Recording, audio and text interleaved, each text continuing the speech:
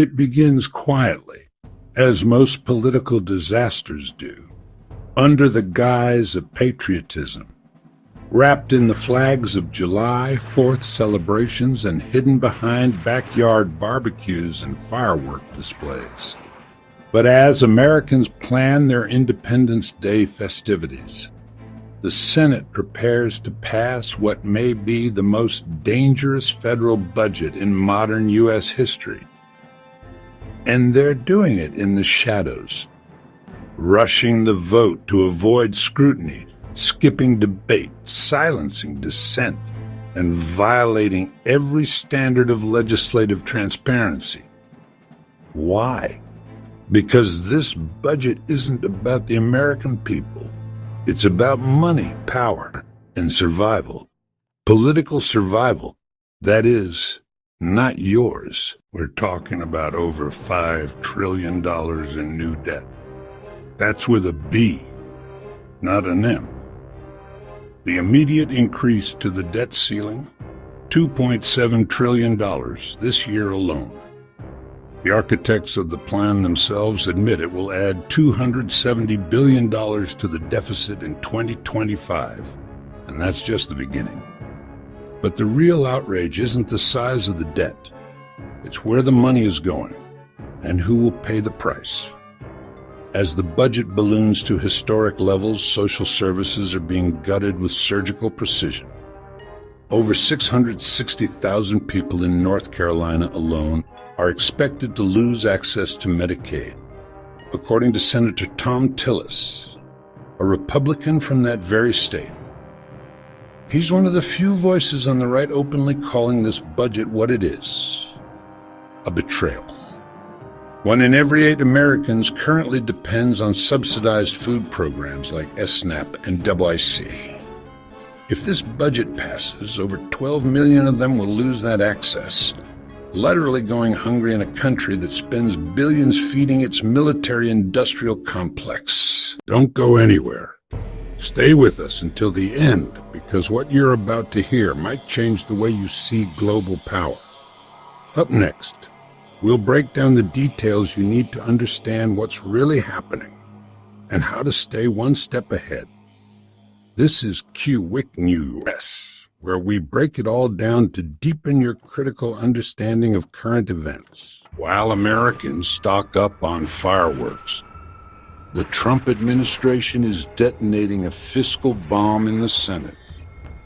And here's the twisted irony.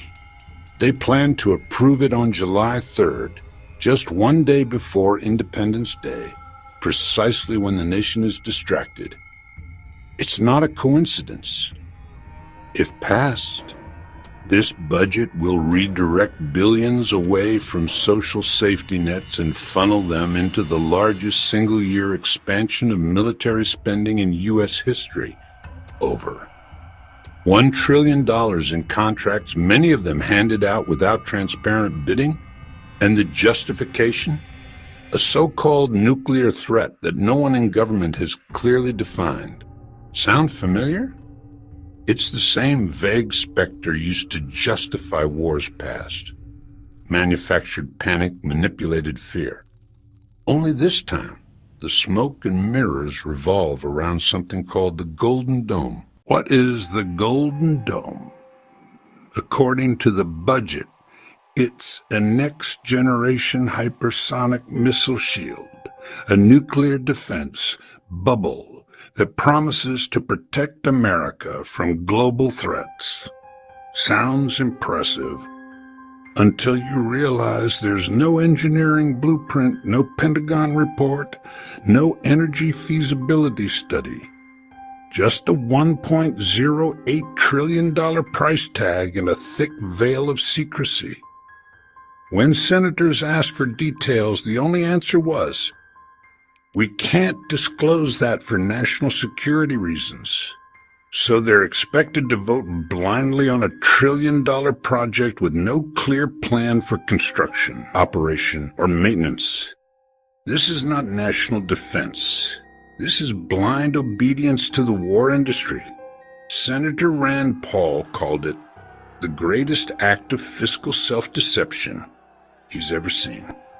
And when Republican Senator Joni Ernst was asked why she supported it, her reply was nothing short of dystopian. We're all going to die anyway. That's not policymaking. That's fatalism masquerading as patriotism. Let's be clear. This budget eliminates critical health care and food programs, slashes investments in renewable energy, and kills over 300,000 clean energy jobs every single year. That's not a typo. That's 300,000 families losing their income annually while the government expands fossil fuel subsidies and enriches private prison contractors. And it's not just jobs. According to the Department of Labor, over $450 billion in private investment in renewable energy will vanish if this budget passes. The very projects that were supposed to power the growing needs of electric vehicles and artificial intelligence infrastructure are being strangled in the cradle. Why? Because AI doesn't vote, but oil does. Meanwhile, programs that support agricultural co-ops, rural clinics, and public universities are on the chopping block. Exceptions for local tax credits, gone. Rural hospitals, shuttered. Yet new federal prisons will receive guaranteed funding. The message is clear. No money for healthcare or education, but plenty of cash to incarcerate the population they refuse to feed or heal. This isn't just economic cruelty. It's ideological warfare. Trump's budget is not about efficiency. It's about loyalty to private military contractors, fossil fuel giants, and corporate allies who helped fund his return to power. It's not even subtle. The rules of reconciliation in the Senate are being openly violated. Veteran Senator Patty Murray, with over 30 years of experience, called the process the most lawless she's ever witnessed. Not under Bush, not under Reagan, not even during Trump's first term had Congress dared to push a bill this massive with such blatant disregard for legislative protocol. Democrats have resorted to a rare procedural tactic called the vote-a-rama, flooding the floor with amendment after amendment to slow the vote. And how are Republicans responding? By complaining that they're tired, that they don't want to work overtime, that maybe they should just go to bed and continue in the morning. They're debating the most consequential budget of a generation, and they're too sleepy to finish it. Most American workers don't get to say, "I'm tired. I'll do it tomorrow." Construction workers, farm laborers, medical staff, they don't get to skip overtime when lives or livelihoods are at stake. But these senators on six-figure salaries funded by your taxes can't be bothered to stay awake.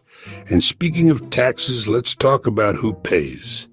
Under this budget, the elite donor class enjoys tax shelters, military contractors get billion-dollar bonuses, and big oil reaps windfall profits. Meanwhile, 12 million Americans lose access to food. It's not about a lack of money. It's about who they believe deserves it. And it's clearly not you. Perhaps the most chilling part. In several states, laws are already in place to revoke citizenship by birthright. That means millions of Latino families who legally gained status through their children are now at risk. Many of them voters who backed Trump in 2024. Now, they're discovering that his policies don't just target undocumented migrants. They target anyone without wealth, power, or elite protection. So, where are the values in this so-called patriotic budget? Scholarships are being slashed while prison contracts are booming. Hospitals are closing while defense companies celebrate record profits. Students are being left behind while weapons are fast-tracked. Intelligence is not being rewarded. Violence is. And when poll numbers come up, Republicans scoff. They say the people will realize later that it was the right move. But when? When their children can't eat, when their hospital shuts down, when their son loses his job in solar and their daughter drops out because her scholarship vanished. They're not living in reality. They're living in a donor-funded delusion. They even defend the budget with slogans like, "The plan is popular because the president is popular." But Donald Trump's popularity isn't what feeds Americans. And in a democracy, popularity isn't a license to rule unchecked. Make no mistake, this budget is not a financial plan. It's a campaign prop, a flashy lie wrapped in military contracts and sold as strength. But strength is not measured by bombs. It's measured by bombs. It's measured by how a nation treats its most vulnerable. And right now, the U.S. government is telling millions of Americans, you don't matter. And if you still think this is just partisan rhetoric, consider this. 300,000 jobs are gone. 12 million people will go hungry. Rural clinics will close. Clean energy will stall. Renewable investments will collapse. Birthright citizenship is under threat. And all of it is happening behind closed doors, while most Americans are too busy grilling hot dogs to notice. This isn't about budget efficiency. It's about who gets to survive, who gets to live, and who gets left behind. As writer James Baldwin once said, not everything that is faced can be changed, but nothing can be changed until it is faced. So let's face it together. If you found this breakdown useful, don't forget to like the video, subscribe to our channel, and share this with someone who still believes in accountability. We'll keep exposing what others want to keep hidden, because the truth doesn't go away just because it's